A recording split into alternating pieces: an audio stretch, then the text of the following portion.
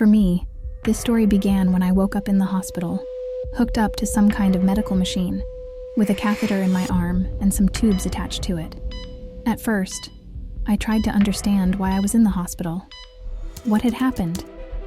I remembered my husband's eyes and his words. "I'm sorry, Katie." I disconnected all the wires and got out of bed. I walked out of my room and started looking for my husband, calling out his name. At some point, I was caught by the medical staff. They tried to take me to my room calmly, but I was resisting. I got hysterical, but they injected me with something. My beloved Derek was dead. I remembered that our car went off the road. We were in an accident. I survived, but they couldn't help Derek. Then my memory began to clear. Derek and I were going on vacation. Before we hit the road, he was discussing something very seriously with some stocky man. I remembered some car that appeared out of nowhere. Did it push us off the road? But the biggest thing was the insight. My husband is dead. The rest of my life felt like it was being directed by someone on Netflix.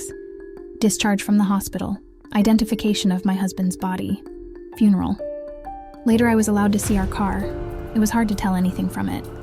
It was a twisted piece of metal, but the police said there were no technical problems found in the car. I told the police my suspicions that we might have been pushed off the road by another car. This yielded nothing. When they asked me to describe what kind of car it was, I couldn't even remember the color, just the headlights and the bump. What could I possibly do? Nothing. I just locked myself in the house, dealt with all the lawyers. Derek left me everything. His will was elaborate and covered it all, even his art collection, which he'd asked me to finally appraise. As time went on, I was able to view videos and pictures with Derek. Occasionally, I looked through his papers and leafed through his notebook, where he jotted down some of his ideas for the restaurant. 5 years ago, Derek managed to fulfill his dream. He opened a restaurant called The Hedonist and turned it into a top food establishment in a fairly short time. I flipped through Derek's notebook, notes on the menu and ideas for seasonal events or promotions. I couldn't hold back a smile, remembering how creative he was, with what energy and joy he told me about his new ideas. Every one of them I always knew about. Flipping through the notebook further, I noticed the phrase, "golden spoon." I had definitely never heard that one before. Maybe Derek hadn't had time to tell me about the idea. Sometimes I went through Derek's clothes, breathing in the scent and putting them back where they belonged, wanting everything to stay in its place. I'd never gone through my husband's pockets before, but for some reason, I was doing it now.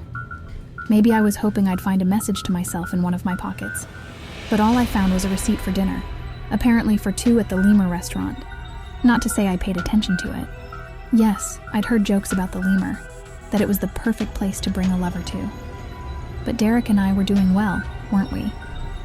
It was only after that thought that I noticed that the date matched the date of his one-day trip to his brother's house. I finally got my hands on his phone. The screen was broken, but it worked. It had a 6-digit PIN. I typed in our wedding date, and it matched.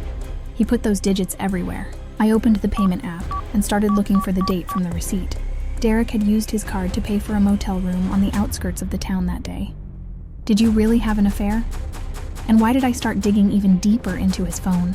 I wanted to convince myself it wasn't true, but I ended up sitting in bed in tears because I had spent hours reading Derek's and Lily's messages, who had been having an affair for about 5 months. Lily was an employee of The Hedonist and the girlfriend of Carl, Derek's assistant. It was Carl who had been the backbone of my husband's business while I was recovering.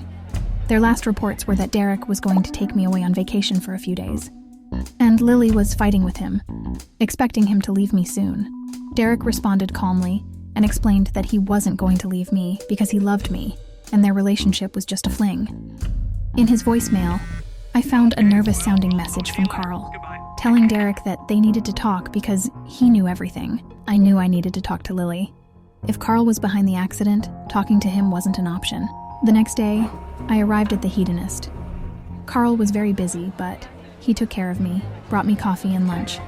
At the restaurant, I learned that Lily had quit her job a few days before the accident. Apparently, she couldn't stand working with a lover who wasn't going to be with her. Our chef Willie quit along with her. I didn't really like him. He was weird, and Derek had fired our previous chef for him. I went to Derek's office, hoping I could pick up some of his personal belongings. but almost all of his drawers were empty. His work laptop was gone too. Carl said he didn't know where the laptop was or where some of the papers had gone. He looked around with me to make sure the key documents were still there. I knew someone had taken Derek's computer. Maybe it was even Carl. I felt sick, so Carl got me some water. He was really nice to me for a would-be murderer.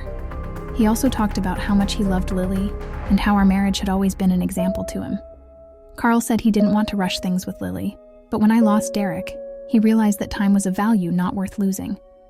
I got tired of him trying to blindside me, so I left the restaurant. Did he really know nothing about their affair? Or is he just playing it well? I should talk to Lily. I arrived at Lily and Carl's apartment. She was surprised and a little concerned. I didn't want to drag out the conversation, so I put the printout of her and Derek's messages in front of her. Lily was scared, but she didn't refute anything. She started crying, apologizing, and talking about how much she loved Derek. I questioned Lily if Carl knew about their affair, but she objected. I played Carl's voice message, and doubts crept up on Lily. Could Carl really have killed Derek because he was having an affair with his girlfriend?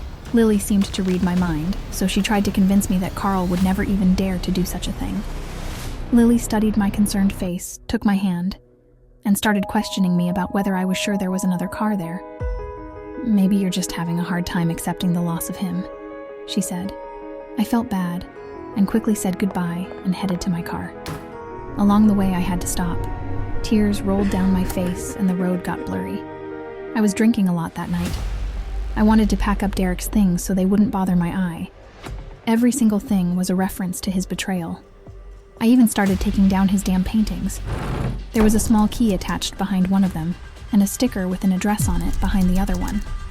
I looked up the address online, and it was a bank that had safekeeping boxes. Why the spy games, Derek?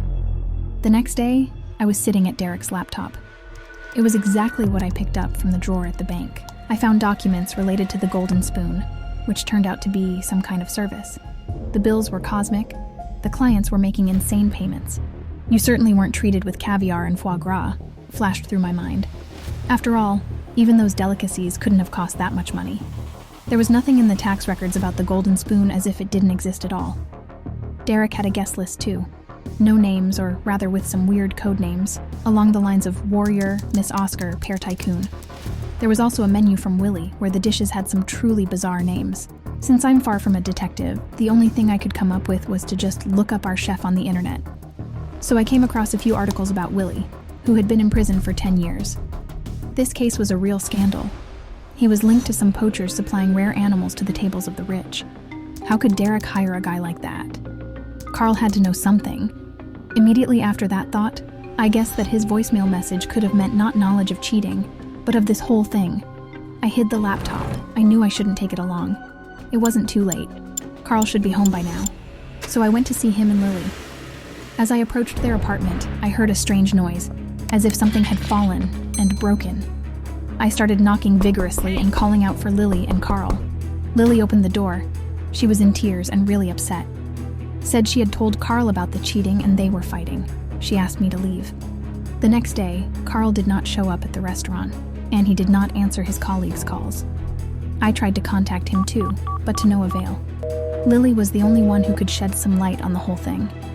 She told me that yesterday he packed his bags and said he never wants to see her again, and he is leaving the country.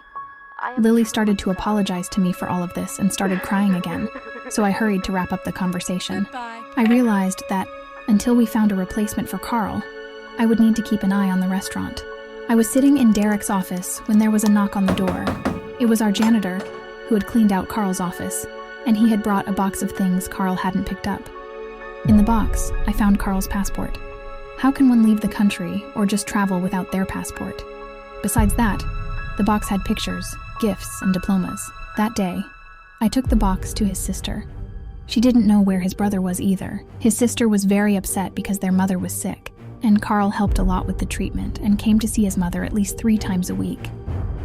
Carl and I may not be close acquaintances, but I knew that he was not the kind of person who would leave his sick mother. It made me think even more that something was wrong. I decided to follow Lily for a while. I did it carefully. I even rented a car. Lily drove to a warehouse. She got out of the car and a stocky man, the one Derek was fighting with, came up to her. They walked inside.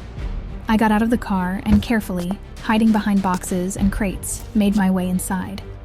Here I saw Willie, our former chef. He took down the crate cover and I saw a cage with some kind of animal inside it. A few assistants brought in another cage. It was only then that I realized what Golden Spoon was. They treated customers with the meat of rare animals. I decided to take a photo, but I forgot that I hadn't set my phone to silent. The sound of the shutter echoed through the warehouse. I was spotted. I raced to the car and heard Lily yelling, "Get her!" Stop it! 2 bulky men ran after me. My car key didn't work. I got nervous as the men were getting closer and closer. Finally, I opened the door. I almost got caught, but I managed to get into my car, accidentally hit one of the guys, and quickly drove off down the road. They were chasing me, so you have no idea how happy I was when I spotted the police car. Without a hesitation, I slammed into a patrol car. Of course, I was arrested, and my pursuers disappeared into thin air. I explained the situation to the police. When the detectives took my case, I gave them Derek's laptop. I showed the photos, told them the address of the warehouse, and stated my suspicions that Carl had been murdered because he'd learned as much about the Golden Spoon as I had. The case was opened, and Lily, Willie, and the stocky man were put on the international wanted list. I later learned that Lily's body was found in another state. The first detectives were able to reach Willie, and he led the investigation to the stocky man. By the 2 men's admission, they took Derek out because he stopped cooperating and knew a lot. I am still in excruciating pain and wonder what kind of man my husband was, and if I knew him at all. Our vibrant life, along with the hedonist banner, turned out to be just an illusion, and I was a careless passenger who didn't really look at the person behind the wheel. But this pain reminds me that I survived, and now there's a chance for a real, happy life, where I choose to be at the steering wheel myself.